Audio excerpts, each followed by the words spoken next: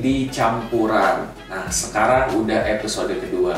Samping saya pribadi udah ada dua sahabat saya, yaitu Dava dan juga Melia. Halo. Halo sahabat Cam. Jadi kita nih bakal coba diskusi soal syariah. Sebenarnya lingkungan masing-masing kita tuh pada kenal soal syariah nggak sih? Terutama reksadana syariah. Yuk, kita langsung ngobrol-ngobrol aja. Gimana Pak? Lo di lingkungan lo tuh pada aware nggak terhadap investasi syariah? Kalau lingkungan pertemanan berarti ya? Iya. Kalau di umur gue sih sekarang teman-teman mungkin bahkan untuk aware sama investasi itu masih minim. Jadi untuk investasi syariah terutama, jadi sebenarnya awareness-nya masih minim sih. Gitu. Jadi masih minim. Lu gimana kan? Kalau di lingkungan gue sih investasi sih udah lumayan familiar ya. Cuman tapi kebanyakan tuh orang-orang investasinya tuh dalam berbentuk emas sih biasanya. Iya. Ya, jadi kalau misalkan investasi kayak reksadana atau gitu tuh masih minim sih. Masih minim ya. Kalau buat gue pribadi sih di lingkungan tuh sebenarnya mereka udah pada aware soal syariah. Cuman nggak terlalu yang gimana-gimana gitu loh. Entah mungkin labelnya syariah kesannya kayak oh mungkin buat muslim doang nih atau gimana. Padahal kan sebenarnya nggak harus gitu. Banyak juga teman-teman gue yang non muslim juga ada. Tapi banyak kan yang pas gue tanya kenapa lu nggak investasi di syariah, karena ya itu kan gue pikir yang buat yang muslim-muslim aja, terus returnnya juga nggak terlalu gede gitu. Padahal sebenarnya pas gue amati juga nggak terlalu kayak gitu. Menurut lo gimana? Apakah emang buat muslim-muslim aja gitu dari teman-teman lo beranggapan atau gimana? Jadi kebetulan waktu itu pernah gue ngobrol sama, kita ngundang salah satu dewan pengawas syariah dari Cipta dan Asset Management. Itu namanya Pak Kani Hidayah. Waktu itu sempat ngobrol lumayan lama terkait investasi syariah ini gitu.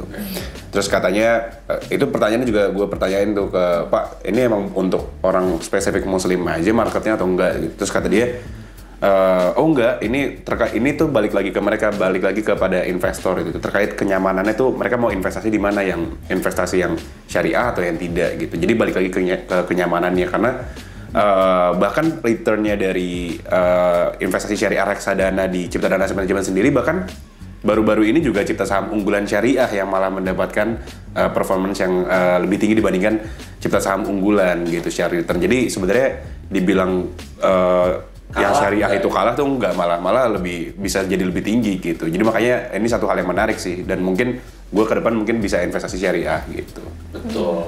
Terus lu gimana Mel? Kalau di kalangan teman-teman gue sih ya itu sih investasi reksadana syariah itu benar-benar kayak mikirnya tuh ya itu buat muslim aja sih. Jadi kayak teman-teman tuh kayak jarang banget yang namanya tuh investasi itu di reksadana syariah. Pasti dia ngambilnya yang non syariah.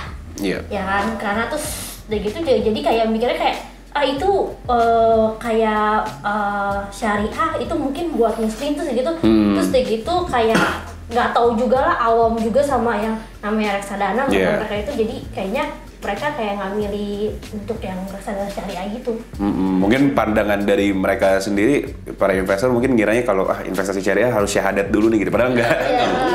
Padahal ya tinggal pilih aja gitu, mungkin kalian mau beli lewat aplikasi atau mungkin langsung ke pelaku usaha. Nah, kalau dari gue pribadi sih sebenarnya syariah tuh sama non syariah kan sebenarnya nggak terlalu banyak beda ya gitu. Paling ya dari isi-isinya aja gitu dan beberapa ketentuannya aja. Kayak misalkan kalau yang syariah tuh pastinya kan nggak mungkin yang di alkohol, misalkan sisi kayak untuk sahamnya itu, terus juga yang nggak perbankan gitu loh, untuk yang perbankan yang ribawi gitu kan, dan beberapa ketentuan lainnya. Tapi sebenarnya kurang lebih juga banyak kesamaan juga kok aman non syariah, dan gue pribadi sih sebenarnya di Cipta Saham Unggulan Syariah juga ada gue sebenarnya nih. Nah, kalau lu sendiri gimana? Apakah ke depan ada keinginan untuk kayak gue pengen invest di syariah juga nih, atau mungkin udah jangan-jangan? Belum, tapi akan, karena mau ngelihat dulu nih, karena kemarin ada berita-berita terkait return yang reksadana syariah atau saham-saham yang syariah itu ternyata returnnya juga cukup bisa bersaing dengan yang konvensional. Jadi akan sih menuju ke investasi yang syariah gitu. Kalau Man? Kalau gue sendiri sih jujur aja ada ya di Cipta Saham Unggulan Syariah. itu nyoba-nyoba waktu itu karena mikirnya dilihat tuh returnnya juga bagus juga, nggak kalah sama yang konvensional ya. Jadi coba aja gitu loh, walaupun itu syariah tapi ya itu bebas, nggak harus nggak harus muslim juga, jadi ya udah, jadi coba aja gitu loh. Iya, dicoba aja gitu. Nah mungkin ini harus ada pesan-pesan nih buat sahabat Cam juga yang mungkin sekarang nonton kayak apa sih yang harus diperhatiin dari investasi syariah. Mungkin ada tips-tips dari Dava juga, dari Melia juga itu supaya mungkin orang yang tadinya belum aware terhadap syariah, oh bagus juga ya syariah, gimana Pak? Saran aku sih mungkin karena lingkunganku yang belum aware sama investasi, jadi coba pelajarin dulu investasi seperti apa, nggak harus ke syariahnya dulu, tapi lihat dulu seperti apa. Aku juga masih mempelajari terkait gimana sih investasi itu, ada apa aja sih yang perlu kita lihat, ya yang perlu kita pelajari. Jadi setelah kita tahu investasi itu apa, baru lanjutnya kita ke mempelajari syariahnya itu seperti apa gitu. Dan itu semua udah ada di Ciptakes juga sih. Betul. Ada perkenalan. Tonton tuh. Iya, ada perkenalan investasi seperti apa, terus ada yang syariahnya spesifik seperti apa gitu. Jadi bisa ditonton. Benar. Ngomel? Kalau dari gue sih sarannya sih cuma karena di kalangan gue itu mikirnya kalau syariah itu buat muslim doang ya kan. Jadi kayak ya tenang aja lah, pokoknya kalau misalkan ada syariah itu tuh nggak harus non muslim. Yeah, terus gitu juga kayak dipelajarin lagi, maksudnya investasinya, reksadananya itu benar atau kagak. Terus itu dicoba lah, berani untuk coba. Lagian kalau misalkan yang syariah itu tuh returnnya itu nggak beda jauh tuh profesional, jadi kinerjanya tuh benar-benar lumayan bagus lah dia. Jadi dicoba aja. Yeah. Oke. Mungkin dari gue sih tipsnya ya udah pada diungkapin semua. Cuman kalau misalkan kita mau investasi di syariah, ya kamu bisa coba cek aja, misalkan diteliti di top holdingsnya, di fund fact sheet itu biasanya kan ada itu seperti apa. Kalau memang perusahaan-perusahaan itu memang udah terkenal, ya udah kamu invest aja gitu. Yang penting kan kamu udah tahu apa yang kamu investin, juga kamu nggak main asal-asalan gitu kan, semuanya udah oke. Terus juga mungkin kamu yang punya belief kayak oh ini harus syariah, ya udah nggak apa-apa. Yang penting fokusnya adalah mungkin kalau misalkan ada rezeki, misalkan ada gaji, bisa disisihin. Yeah.